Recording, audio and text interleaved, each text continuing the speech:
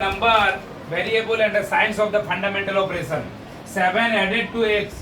यहाँ पे तुमको क्या बोला है, इक्वेशन बनाने के लिए करना है। बाबू लोग तुम लोग समझो कि इस दुनिया में सभी चीजों का इक्वेशन तलाश करने में हम लोग रहते हैं। मैंने समझे नहीं, माँ और बच्चे के मैंने हमारे टर्म में अगर देखा जाए तो इस दुनिया में मैथमेटिक्स वाला बोलेगा इस दुनिया में कुछ भी नहीं है, पेड़ पेड़ नहीं है, घर घर नहीं है, ये दुनिया कुछ भी नहीं है, आसमान आसमान नहीं है, और जो तारे तारे नहीं है। उसका अगर भाषा लो तो वो कहेंगे कि इस दुनिया में ओनली इक्वेशन है। मतलब समझे नहीं। एक माँ, देखो यहाँ पे, एक माँ बेटी से बड़ी होती है। मान लो एक माँ 20 साल की है, बेटी 0 साल की है।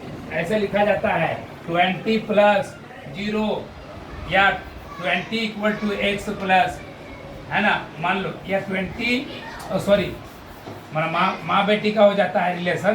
तो ऐसा लिखेंगे, एक माँ का उम्र है, बच्ची का उम्र है, और x में 20 जोड़ेंगे तो माँ का उम्र, मदर का उम्र आएगा।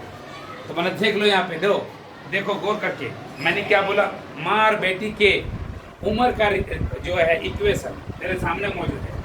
अगर ये y बोलेंगे, y अगर माँ का, y अगर मान लो कि माँ का उम्र है तो कैसे निकालेंगे कि बेटी का उम्र, और जितना मान लो कि बेटी की उम्र 2 साल हुआ और उसका 20 उसमें जोड़ देंगे तो इसका मतलब माँ का उम्र कितना हो गया, 22 साल।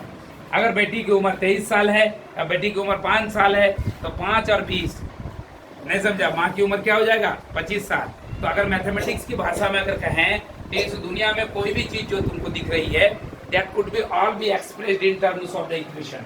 तो जब भी तुम बड़े होते हो, जब तुम IC BSc MSc PhD कुछ भी करते हो तो सबसे ज्यादा तुम्हें सॉल्व करने के लिए सिखाया जाता है इक्वेशन। क्या सिखाया जाता है, इक्वेशन।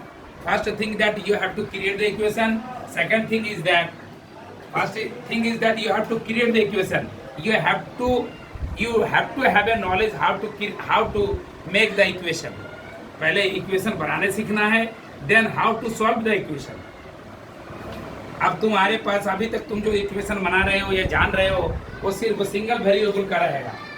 अभी रहेगा पॉलिनोमियल, अभी सॉरी मोनोमियल रहेगा, अभी सिंगल वेरिएबल का रहेगा, फिर वो डबल वेरिएबल का होगा, फिर वो क्वाड्रेटिक होगा, फिर वो जो है, समझा ना क्या मैं बोल रहा हूँ, एक 2 घात वाला रहेगा, x² + 10x + 5 ऐसा आएगा, मतलब बड़ा आएगा।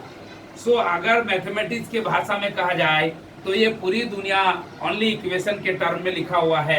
ये पेड़ पौधे, आसमान जमीन और सूरज की रोशनी और चांद और पानी में और घास में सभी चीजों में इक्वेशन मौजूद है। किसका कहना है, साइंटिस्ट का कहना है। और साइंटिस्ट क्या करता है, बोलो ना, इक्वेशन निकालने के फेरा में रहता है। तो पढ़ाई is nothing but you have to solve the equation, you have to find out the solution of the equation। इस दुनिया में जितना चीज है, अगर घास का रंग ग्रीन हो रहा है तो सूरज की रोशनी से उसका संबंध है। तो डॉक्टर लोग क्या करता है, उसके लिए भी पढ़ाई करता है कि घास कितना ग्रीन होगा, इसका रेशियो है कि कितना ज्यादा सूरज की रोशनी होगा। So there should B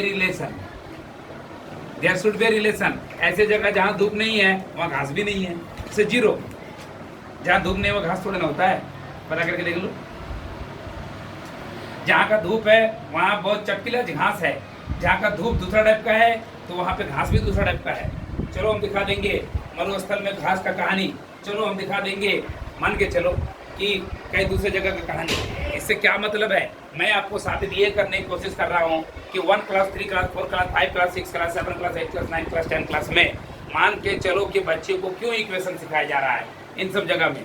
actually जीवन में जब तुम्हारे बारी आएगी तो you have to solve the equation, you have to find out the equation.